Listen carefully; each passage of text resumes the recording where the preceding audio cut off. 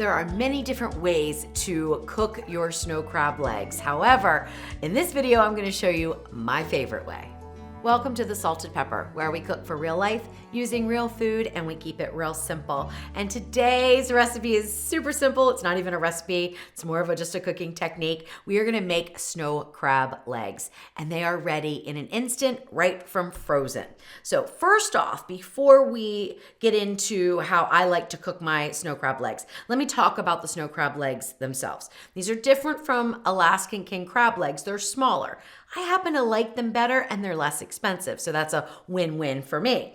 If you want to do Alaskan king crab legs, which are a little bit bigger, you're just gonna increase your steam time a little bit and they'll be perfectly fine. You can still use the same cooking technique.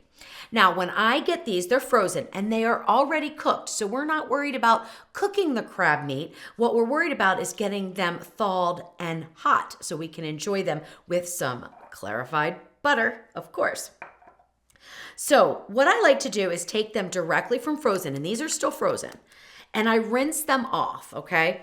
And while I'm rinsing them off, I also look for anything on the crab leg that looks like little barnacles, okay? They're perfectly fine. You could cook them right on there. It's not gonna hurt anything because you don't eat the shells. But what I do when I'm rinsing them under cold water is I just take a little knife and I just scrape them right off, okay? Let them go right down the drain into the sink. So any of those little things that you see, but that is how you prepare them. But they are still really frozen. They don't even bend. So the way that I like to cook them is steaming. I find this to be the best way to get the crab meat reheated without overcooking it and it becoming rubbery. And also it makes the shells really easy to break in my experience. Some people like to grill them. Some people like to pressure cook them. I mean, there's tons of different ways. You could bake them in the oven. This is my way.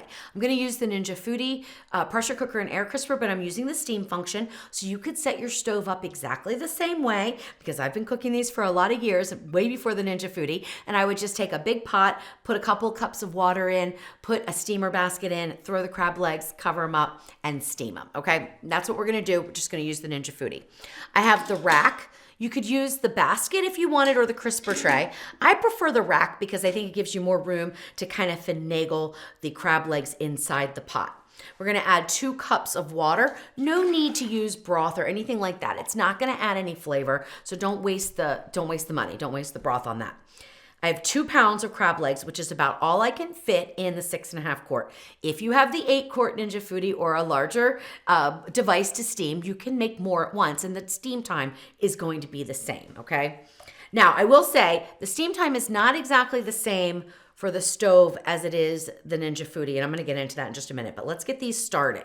So I just sort of just place them in, whichever way they fit, but they usually always fit in there. 2 pounds. There we go. Just as long as we can close the lid, that's all that matters. So we're gonna close the lid here. Now on this model, it doesn't matter if I'm sealed or vented, okay, on this model, because the vents for steaming are in the lid itself. But if you have the 2 lid Ninja Foodie, make sure you are vented because we don't wanna pressure cook, we just wanna steam. And this is not steam crisp or steam bake. This is just plain steam. So on this model, the slider is all the way over to the right and we dial until we get to the steam function, which is right there.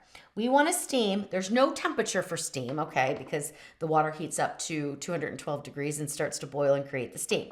And we are going to steam for 5 minutes and then hit start, okay? All right, now, for those of you that want to steam on the stove, it is a little bit different, and there's a couple reasons for that. Number one is we start with 2 cups of water. You may start with 4 cups of water in your pot, depending on how big your pot is, right? So if you start with 4 or even 6 cups, it's gonna take longer for the steam to build. Secondly, we start with the crab legs inside the pot with it closed. So the time that it takes to build the steam is heating the water and creating heat, which is thawing the crab legs. You're not gonna have that on the stove because what you wanna do is bring your water to a complete boil, then put your crab legs in, put the lid on, and start to steam them. And 7 to 8 minutes is usually good timing, okay, for steaming the snow crab legs on the stove. All done. So it took 8.5 minutes for the preheat for the steam to build, and then we did 5 minutes of steam time, and now you can open up the lid, do that away from you. It's going to be steamy. And then just take them out and put them on whatever serving platter you're gonna serve them on. And you want to serve them fairly quickly after they steam because they do cool off kind of quick. All right, mine almost don't even fit on here. Okay, there we go. Now I'm gonna let them cool off for just about 2 minutes before I pull one of those legs off and dip it in my clarified butter. The clarified butter I make right in this jar. It's a little canning jar in the pressure cooker. If you can see, the milk solids are down at the bottom here. And so I just serve it just like that. And that way I'm getting the clarified butter on the top and the milk solids stay right at the bottom. So it's a quick and easy way. Well, it's not quick. I should say it's not quick. It takes a long time because it's a 5-minute pressure cook, but then you have to let it sit in the pressure cooker for 90 minutes before you take the jars out. And then you can just leave the pressure cooker on, keep warm, and keep it warm until you're ready to serve your crab legs. Of course, if you're using the same pressure cooker like I did to do both, you're gonna have to pull these out before you steam your crab legs, but that's just a little thing. All right, let's do it.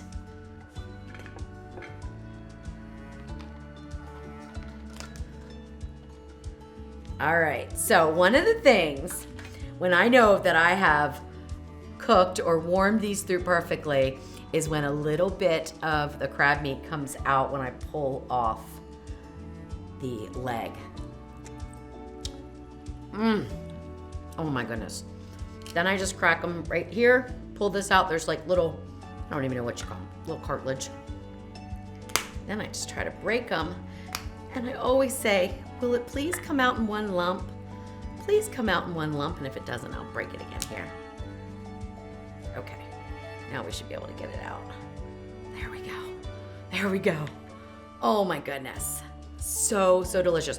Perfectly warmed all the way through.